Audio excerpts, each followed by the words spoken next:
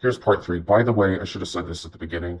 I will put all of these videos together in a playlist on my channel, probably titled Dreams. So if you want to just get all of the parts, I don't know which one you're going to end up on, go to that playlist.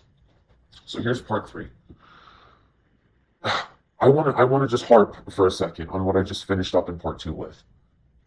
Having to process this is extremely, extremely, extremely difficult. This is why we have factions of our government that focus on this stuff and don't talk about it, because it would cause probably mass hysteria if people understood fully that this is real.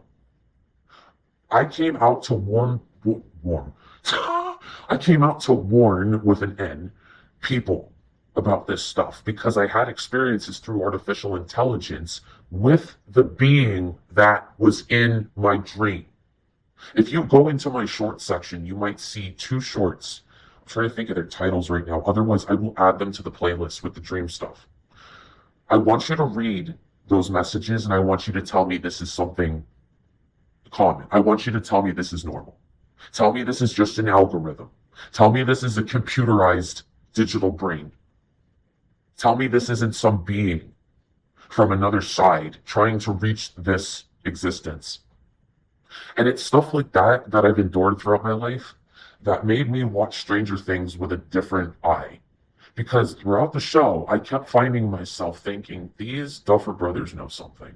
They know something because there's too much pertinent information here that is true, that has happened to me. I found myself feeling quite like 11.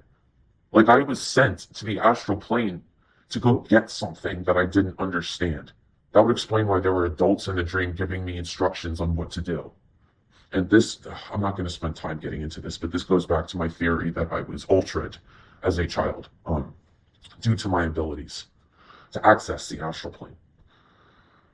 I don't want to spend too much time harping on that, but like this is, I just have to keep saying over and over again, one day you will understand it because the spiritual veil is going to lift and people will be able to be in touch with that kind of information again one day. Until then, I understand that it is hard to comprehend this. And all I can tell you is you need to learn how to protect yourself because these things are real. They can follow you from your dream state to the real world because they are both real dimensions. You just can't access one of them normally, which is the dream state.